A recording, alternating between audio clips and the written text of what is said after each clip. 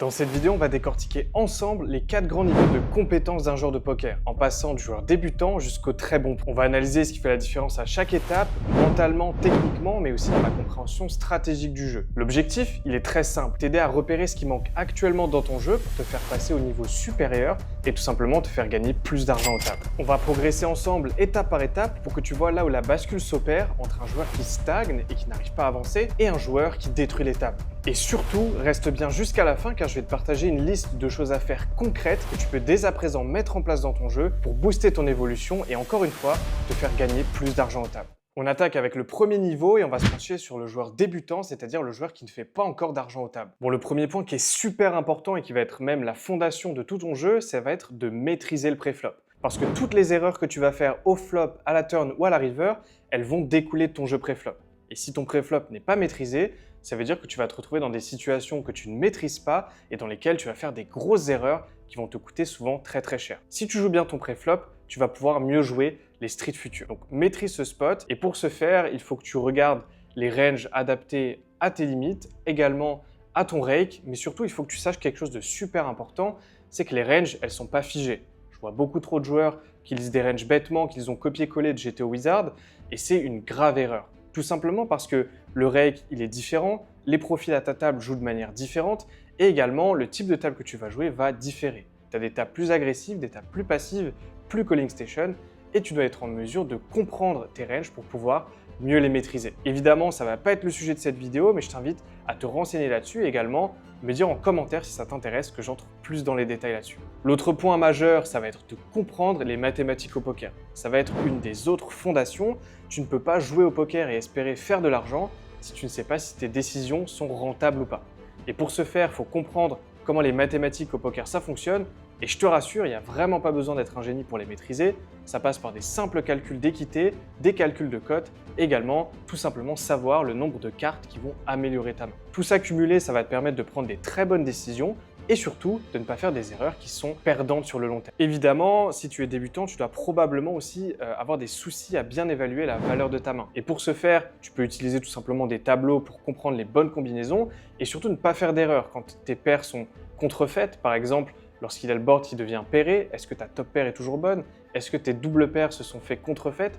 Toutes ces choses-là, c'est des choses que tu dois maîtriser aux tables si tu ne veux évidemment pas faire d'erreur. Et surtout, un gros point d'amélioration si tu te retrouves dans cette catégorie, c'est de savoir qu'est-ce que tu fais à table, c'est-à-dire quel est ton plan lorsque tu te retrouves dans une main.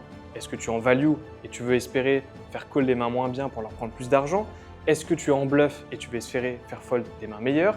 Tu dois être constamment en mesure de définir un plan d'action pour tout simplement savoir ce que tu fais. Je vois beaucoup trop de joueurs qui jouent à l'instinct. Évidemment, si tu veux performer sur le long terme, progresser ou tout simplement gagner un peu plus d'argent, tu es obligé de savoir ce que tu fais. On ne gagne pas d'argent au poker par hasard. Et pour finir, ça va être tout ce qui concerne l'aspect mental. Il y a des joueurs qui ont un tilt beaucoup trop excessif à table.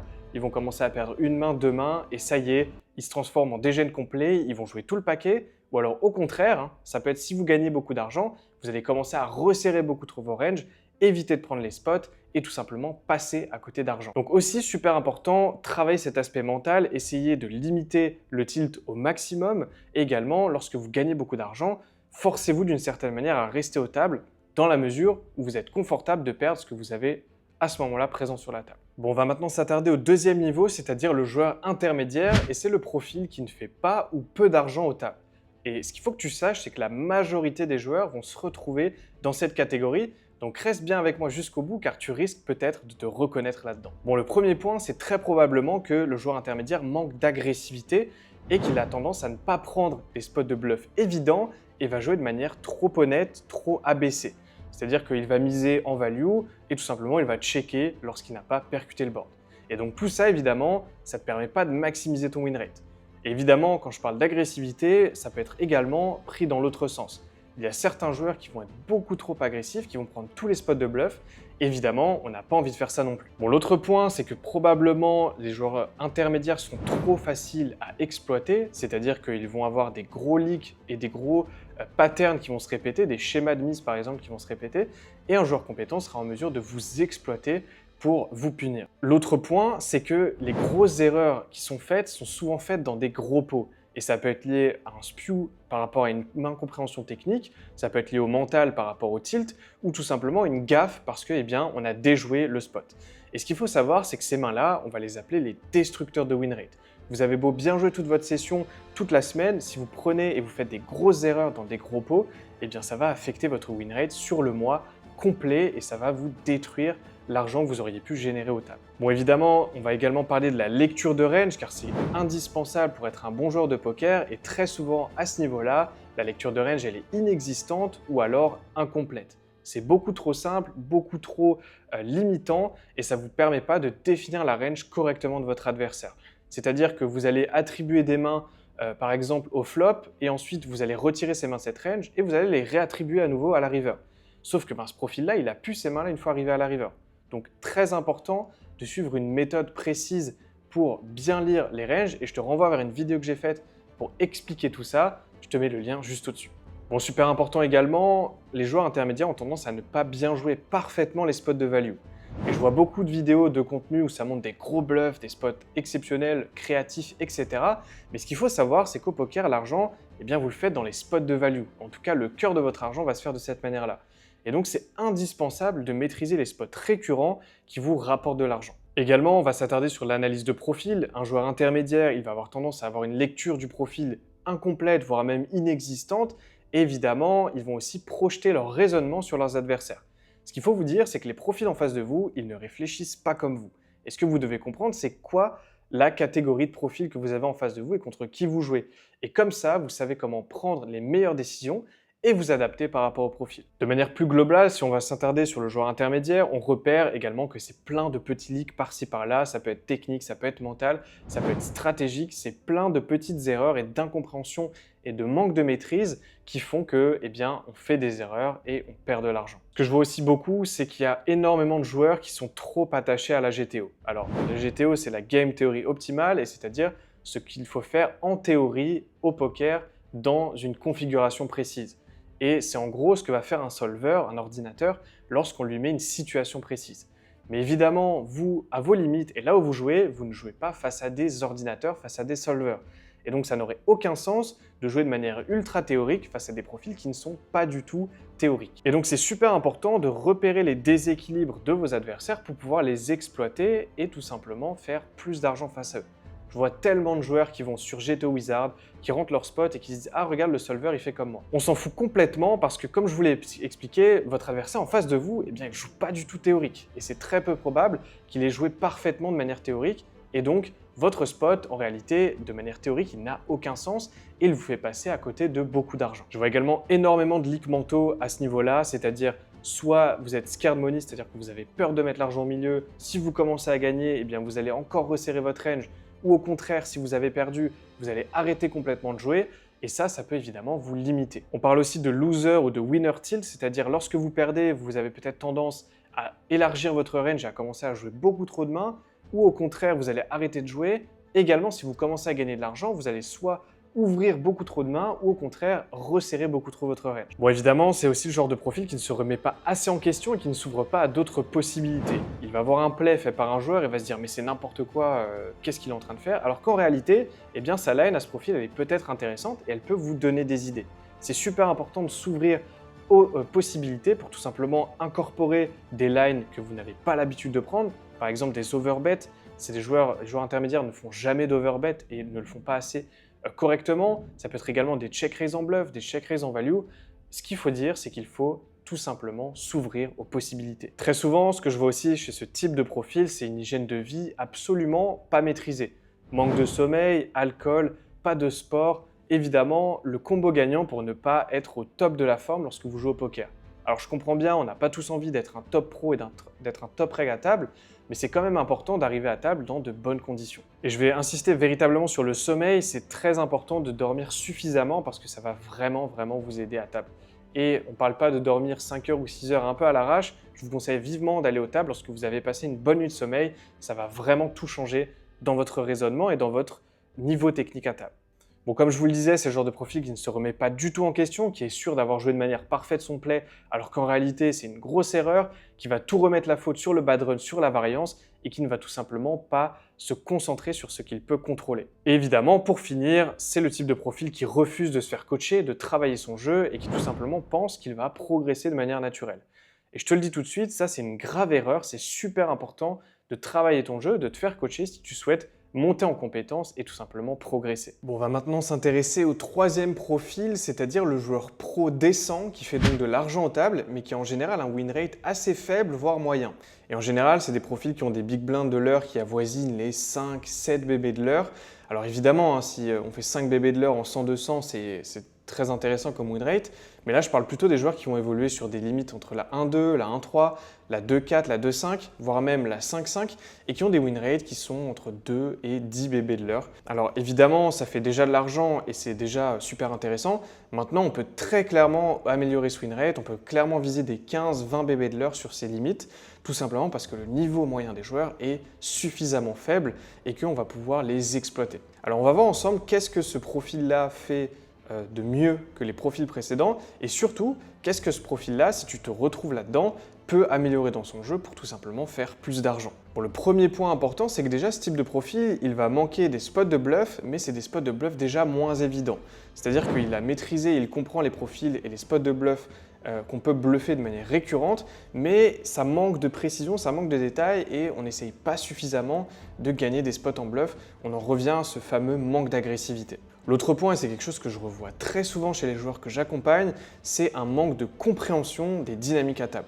J'accompagne des joueurs sur des tables directement en présentiel et souvent ce que je vois, c'est que le profil, il va se faire une idée globale du profil, mais il ne va pas suffisamment prendre en compte les dynamiques. Ça va être par exemple des dynamiques qui s'associent entre deux joueurs qui sont présents à la table, mais pas directement avec nous-mêmes, mais qui en réalité vont globalement impacter la table. Et typiquement, je vois beaucoup de joueurs qui ont du mal avec les dynamiques, surtout quand c'est des dynamiques agressives, avec des profils bien chauds. Et justement, c'est dans ces moments-là qu'on n'arrive pas assez à s'adapter, les joueurs ne s'adaptent pas suffisamment et passent à côté d'opportunités ou tout simplement vont louper des informations vraiment primordiales à table. Bon, également, il y a un autre point que je vois chez ce type de profil de joueur pro décent, c'est qu'il y a trop de V qui est laissé sur la table. Et je vais notamment parler des spots sur des straddles ou des options des Mississippi. Je vois beaucoup trop de joueurs qui vont abandonner ce type de spot parce qu'ils ont un peu peur, parce que les pots vont devenir plus gros ou tout simplement parce qu'ils savent qu'ils vont se retrouver en multi-way très souvent et donc on laisse de l'argent sur la table à ces moments-là. Évidemment, ce n'est pas ce qu'on a envie de faire. Si on veut maximiser son win rate, on a envie d'essayer de gagner un maximum de spots, évidemment dans la mesure du possible. Bon, et typiquement, la grosse erreur que je retrouve aussi chez ce type de profil, c'est une prise de note et un leak find qui est soit incomplet, voire même très souvent inexistant. Je vois beaucoup de joueurs qui me disent « ouais, la prise de note, j'ai du mal », ou alors « je vais le faire un petit peu, puis je vais abandonner », ou alors « j'arrive pas à noter tout simplement les coups d'affilée ». Sachez que c'est pas possible de prétendre à un win rate important en cash game live si vous n'êtes pas capable de faire une prise de notes vraiment précise et surtout utile. Je vois trop de joueurs qui notent des infos par-ci par-là. Ouais, il a relancé 20 bébés avec telle main. Ouais, il a relancé 3 bébés avec telle main. C'est important, mais ce qui compte, c'est d'avoir des exploits disponibles lorsque vous êtes en session. Et tout ça, il faut avoir une méthode. Ça implique une prise de notes, mais aussi savoir tirer des exploitations de cette prise de notes. Et si jamais ça t'intéresse que je fasse une vidéo sur comment faire de la prise de notes de manière concrète, précise et efficace, n'hésite pas à me le dire en commentaire, je peux te sortir ça au plus vite. Sinon, c'est super important pour en revenir à la prise de notes de vraiment être précis, utile, efficace et surtout d'avoir des exploits à table et lorsque vous faites votre leak find post-session sur les profils récurrents, que vous ayez aussi une stratégie de leak find hors table. Et tout ça, c'est des choses qui se travaillent, qui se maîtrisent et qui vont vraiment pouvoir faire exploser votre win rate. Typiquement aussi, ce que je retrouve beaucoup chez ce genre de profil, c'est un attachement encore trop important aux stratégies GTO. Et évidemment, comme je vous l'ai déjà dit, la théorie c'est super important, ça permet de comprendre comment dévier et comment comprendre pourquoi un profil en fait n'est pas équilibré et quel est ce déséquilibre pour pouvoir ensuite l'exploiter. Mais je vois beaucoup trop de joueurs qui vont justifier leur play grâce à la GTO, grâce à un solver, grâce à GTO Wizard. Ils vont regarder leur spot, ils vont l'entrer sur GTO Wizard et ils vont se dire ok, j'ai bien joué parce que le solver fait un jam ici par exemple. Mais c'est totalement erroné et c'est ça, personnellement, qui moi m'a vraiment fait passer un cap dans mon jeu, c'est de dévier de cette théorie, tout simplement pour vraiment aller dans l'exploit au maximum. Et je vois trop de joueurs qui se limitent par rapport à ça, que ce soit en termes de sizing, en termes de main, en termes de 3 bêtes, il y a vraiment beaucoup de choses à faire de ce côté-là. Donc détachez-vous de la théorie dans la mesure où les profils ne sont pas équilibrés. C'est vraiment très important. Autre point, et je t'invite vraiment à le faire, c'est que les profils dans cette catégorie-là ont tendance à ne pas faire assez de table select et ne pas assez optimiser les tables sur lesquelles ils vont jouer. C'est des profils qui vont par exemple favoriser le fait de jouer sur une 2-5 alors qu'en réalité la table n'est pas très belle et qu'il y a une 1-3 qui est magnifique et tout simplement dans une optique de vouloir jouer des pots plus gros, faire plus d'argent. Sauf que en réalité, si vous jouez sur de la 1-3 et que vous avez, je sais pas moi, 30 bébés de l'heure sur cette table, ça vous rapportera probablement plus que si vous avez 5 bébés de l'heure sur votre 2-5. Donc c'est vraiment important ici de maximiser les tables et d'optimiser son table select, surtout quand vous avez des profils que vous savez exploiter. Autre point super important que ce type de joueur peut optimiser, c'est qu'il n'y a pas assez de travail et de compréhension sur la structure de rake. Je vois trop de joueurs qui négligent complètement le rake, qui ne s'intéressent pas spécialement. Est-ce que c'est un rake capé? Est-ce que c'est un rake où on a du rake pré-flop? Tout ça, c'est des choses qui en réalité vont énormément influencer la stratégie. Et il ne faut pas oublier un truc, en tant que joueur de poker, nous ce qu'on cherche à faire, c'est battre le rake. Tout simplement parce que c'est le rake qui va déterminer à quel point on peut faire de l'argent sur cette table, en plus évidemment de notre niveau de jeu par rapport aux autres profils. Et si typiquement vous avez une table sur laquelle il n'y a pas de rake pré-flop, eh bien tout simplement on va vouloir orienter notre stratégie pour plus 3 bêtes par exemple. Ou si au contraire on a un rake capé, eh bien on va avoir un intérêt à essayer de faire grossir le pot pour atteindre le cap le plus rapidement. Et tout ça c'est des choses qui peuvent paraître anodines pour certains joueurs, mais qui en réalité vont faire une énorme différence sur le long terme, surtout sur votre taux horaire. Bon, le point qui suit, ça va clairement correspondre avec les joueurs des niveaux précédents, c'est déjà que c'est des types de profils qui ne sont pas suffisamment entourés. Et ce que je peux vous conseiller de mieux et de vraiment très important, c'est de vous créer un groupe de joueurs avec lesquels vous pouvez échanger, travailler votre jeu, partager vos mains, vous faire review. Tout ça, ça va vraiment vous permettre d'être dans une dynamique de groupe, si possible. Entourez-vous des joueurs qui sont meilleurs que vous, tout simplement, parce que c'est ça qui va vous faire évoluer. Et si jamais vous n'avez pas d'entourage, vous n'avez pas de bon groupe de travail, tout simplement de joueurs compétents autour de vous, je vous mets le lien vers mon Discord juste en dessous dans la description. Si vous souhaitez rejoindre mon Discord, on est à peu près 200 membres dans le Discord et vous retrouverez des joueurs de tout niveau pour vraiment vous créer des groupes de travail, échanger, discuter, poster vos mains et sachez également que je vous fais des retours sur vos spots si vous les envoyez sur mon Discord. Donc clique sur le lien en description, donc rejoins mon Discord et on enchaîne maintenant avec le point suivant. Bon, évidemment, comme les deux profils qu'on a vus juste avant, c'est un type de profil qui ne se remet pas suffisamment en question et surtout qui s'autorise trop d'erreurs. Et évidemment, les erreurs, c'est des choses qu'on n'a pas envie de reproduire et c'est comme ça qu'on progresse. Il faut un processus de maîtrise de post-erreur, comment est-ce qu'on fait pour tout simplement éviter de la reproduire, avoir un véritable processus et avoir un véritable engagement par rapport à ça. On ne peut pas se permettre, si on veut faire de l'argent aux tables et beaucoup d'argent aux tables, de ne pas être suffisamment rigoureux tout simplement et d'être un peu trop laxiste sur ce genre de démarche. Donc vraiment, corrigez vos erreurs et surtout, mettez quelque chose en place pour ne plus les reproduire. Évidemment, même point que les autres, c'est un type de joueur qui ne se fait pas coacher ou pas suffisamment et qui encore a du mal à considérer le coaching comme un véritable outil de progression. Il pense qu'il peut y arriver de lui-même ou alors qu'il faut attendre une situation parfaite, qu'il faut qu'il ait un tel montant de bankroll avant de se faire coacher. Les gars, c'est très simple. Vous avez quelqu'un potentiellement qui a déjà parcouru ce chemin et je vous prends un exemple assez simple que vous avez déjà sûrement entendu, c'est que si vous voulez traverser une rivière et que vous ne savez pas comment faire, demandez à quelqu'un qui l'a déjà fait, qui va vous expliquer comment construire votre bateau pour traverser cette rivière et tout simplement atteindre vos objectifs plus rapidement. Ok, vous allez peut-être y arriver à traverser cette rivière de vous-même, mais combien de temps ça va vous prendre, combien d'échecs ça va vous prendre et surtout, est-ce que vous ne risquez pas de vous broke parce que votre bateau il sera peut-être mal confectionné et vous allez vous noyer dans la rivière. Donc je pense que vous avez compris la métaphore. Faites-vous coacher, c'est super important pour votre progression et c'est véritablement un accélérateur de progression. Et on va maintenant passer au dernier niveau de cette vidéo, c'est le joueur pro très gagnant. Donc c'est vraiment un très gros joueur qui a des win rates vraiment très conséquents sur ses tables et qui crush absolument sa limite et son field. Et maintenant, on va voir ensemble qu'est-ce que ce joueur fait par rapport au profil précédent et qu'est-ce que toi, tu peux mettre en place dans ton jeu pour tout simplement essayer d'atteindre ce niveau-là si tu ne fais pas déjà partie de ces joueurs. Bon, déjà, la grosse différence que je vois parmi un joueur pro décent et un très bon joueur gagnant, un très bon pro, c'est une maîtrise des spots et des sizing d'overbet. Alors, ça peut être des overbets en value comme en bluff. C'est très clairement des stratégies qui sont bien maîtrisées et implémentées et qui, d'un côté, vont maximiser la value dans les spots de value et qui va maximiser la fold equity dans les spots de bluff pour vraiment avoir des spots ultra profitables. Et c'est surtout des stratégies qui en réalité fonctionnent énormément parce que très peu de joueurs savent s'adapter face aux overbets. Ils sont très souvent mis dans des situations difficiles. Bon, évidemment, c'est un joueur qui a un excellent table select et qui ne néglige absolument pas cet aspect-là. Et donc, je t'invite à le faire, évidemment, si tu souhaites faire plus d'argent. C'est très clairement un joueur qui va également trouver le play optimal par rapport au profil, par rapport à la dynamique et qui tout simplement va chercher le sizing, la line optimale dans chacun des spots. Un point également important, c'est un joueur qui est capable de vraiment jouer de son image et de manipuler ses adversaires. Il sait comment les amener dans une telle situation, comment créer un déséquilibre et surtout comment s'adapter parfaitement au profil en face de lui.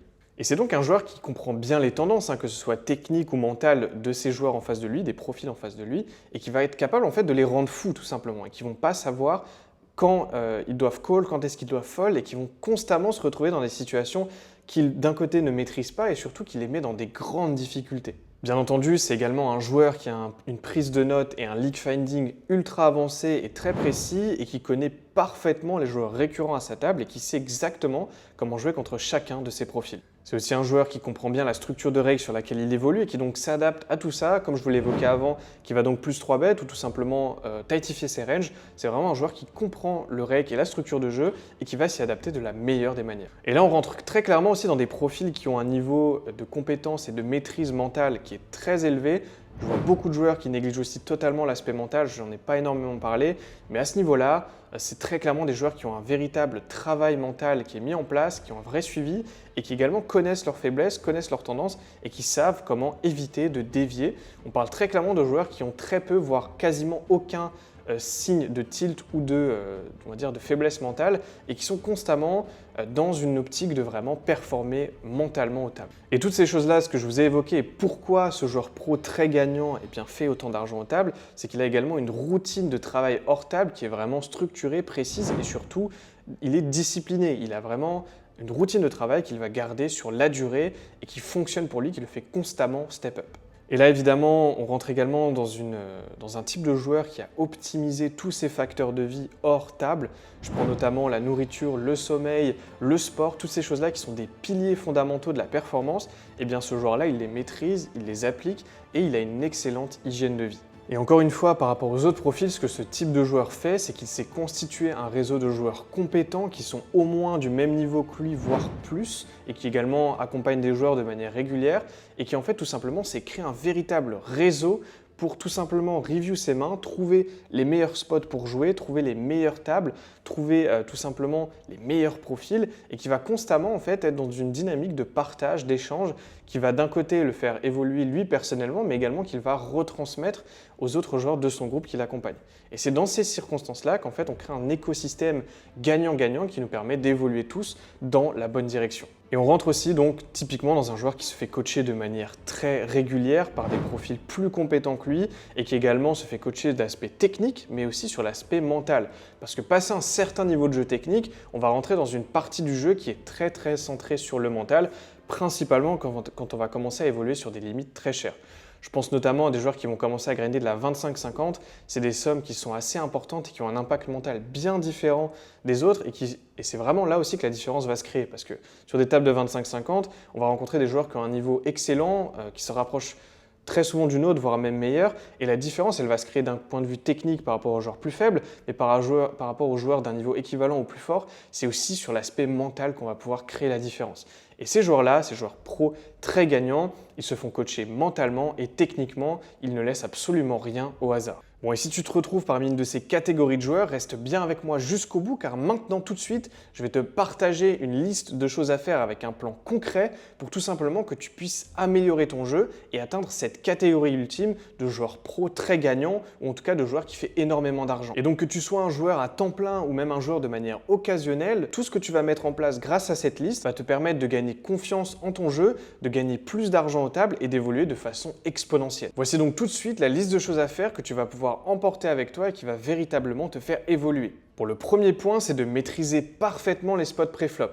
Quoi jouer, comment les jouer, quand les jouer, parce que tout simplement, toutes les situations dans lesquelles tu vas te retrouver par la suite vont découler du pré-flop et une fois que c'est maîtrisé, tu vas déjà pouvoir vraiment maximiser ton win rate. L'autre point, c'est de constamment avoir un plan d'action clair et précis. Savoir quand tu es en value, en bluff, en défense et constamment savoir comment jouer ton spot et quel plan d'action tu as mis en place. Vaut mieux un mauvais plan que pas de plan du tout et c'est vraiment ici l'optique que je t'invite à adopter. On va également parler de l'agressivité. Je vois beaucoup trop de joueurs qui sont trop passifs, qui ont peur de mettre les sous au milieu, qui ont peur de perdre des spots et qui tout simplement vont négliger des mains. Et donc ici, je t'invite à travailler ton agressivité. On va donc parler ici de bons spots de bluff, ça va être aussi tes bons spots de value scene et aussi tout simplement d'exploitation et de mettre la pression sur les profils. Bon, évidemment, je vais t'inviter à utiliser une méthode de raisonnement précis, avoir une lecture de range efficace, simple et répétable et éviter en fait de jouer à l'instinct. Je vois vraiment trop de joueurs qui jouent à l'instinct, qui dans certains spots vont se retrouver dans un espèce de brouillard mental et qui vont jouer en fait tout simplement aux sensations, à l'instinct, aux émotions et qui vont négliger leur lecture de range. Adapte-toi au profil adverse, donc prends une prise de notes, exploite tes adversaires, adapte-toi à tes profils. C'est super important que tu joues face à la personne que tu as en face de toi. C'est comme ça que tu vas pouvoir générer du profit. Ne sois pas un esclave de la GTO. C'est important de comprendre la théorie et je t'invite surtout pas à la négliger. Mais là où je t'invite vraiment à faire quelque chose, c'est de te concentrer sur les déséquilibres de tes adversaires. Exploite-les, emmène-les vers ces déséquilibres et contrôle-les face à leur stratégie. Donc choisis bien tes tables, le table select comme je te l'ai évoqué c'est super important et viens vraiment maximiser ton edge sur les profils et tout simplement l'avantage que tu as contre ces joueurs plutôt que espérer jouer des tables plus chères juste pour le fait de jouer plus cher.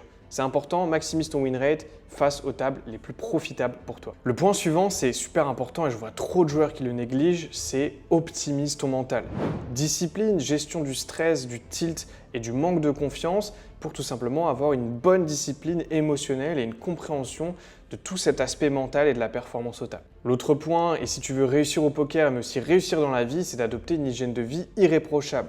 Alimentation, sommeil, sport, ces trois piliers-là, c'est super important que tu mettes une routine saine en place. Déjà, tu vas mieux performer aux tables et tu vas te sentir mieux, tu seras plus en confiance et tu seras au maximum de tes capacités cognitives.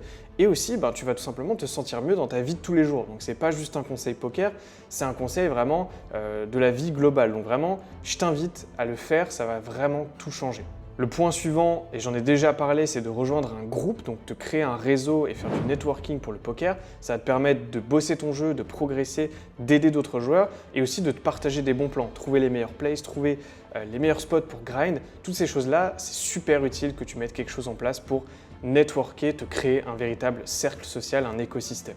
Et pour finir, le dernier point qui est non plus absolument pas à négliger, c'est de te faire coacher. Alors comme je te le disais, que ce soit par moi ou par quelqu'un d'autre, c'est super important que tu aies un mentor, quelqu'un de vraiment meilleur que toi, qui t'aide à progresser, qui te permet d'évoluer techniquement, mais aussi qui te permet de t'aider à atteindre tes objectifs parce qu'on n'a pas tous la même situation financièrement, géographiquement, il y a plein de facteurs à prendre en compte. Et un coach, il va aussi pouvoir te guider pour que tu atteignes tes objectifs le plus rapidement et de la manière la plus safe possible. Pour éviter de te mettre à risque, il va te conseiller aussi dans ta progression. Bon, et si tu souhaites bosser avec moi, tu peux cliquer sur le lien en description pour réserver un appel gratuitement. Dans cet appel, on va faire trois choses. On va essayer de comprendre ta situation, tes problématiques et tes objectifs. Et on va essayer de voir comment est-ce que tu peux les atteindre le plus rapidement possible. L'idée ensuite, ça va être de faire un test technique ensemble qui va me permettre de comprendre tes lacunes techniques et mentales. Et suite à ça, je te proposerai une correction de ce test pour que tu puisses voir point par point comment est-ce que tu peux travailler ces compétences, les optimiser et les mettre en place dans ton jeu. Et également, je te présenterai un plan d'action personnalisé dans lequel tu verras comment est-ce que je peux t'accompagner vers tes objectifs et t'aider à atteindre ces objectifs-là le plus rapidement possible dans les meilleures conditions. Donc voilà, si tu souhaites progresser au poker, passer un cap dans ton jeu et être accompagné par moi directement, tu peux cliquer sur le lien en description et réserver ton appel directement avec moi. C'est gratuit, ça ne coûte rien, donc n'hésite pas, saisis cette opportunité. Bon, on est maintenant arrivé à la fin de cette vidéo, j'espère qu'elle t'a plu, que tu as appris des choses et que ça t'a permis de voir ce que tu dois optimiser dans ton jeu pour progresser. Donc pense bien à t'abonner si cette vidéo t'a plu et qu'elle t'a fait évoluer. C'est super important et ça m'aide énormément pour me développer. Et n'hésite pas à me dire en commentaire si tu souhaites que je travaille et que je te partage une vidéo précise, un sujet de vidéo que tu souhaites que j'aborde, la prise de notes, l'analyse de profil. N'hésite pas à me dire tout ça en commentaire et j'essaierai de la sortir au plus vite. En attendant, moi je te souhaite une très bonne journée, abonne-toi et je te dis à très vite pour la prochaine vidéo.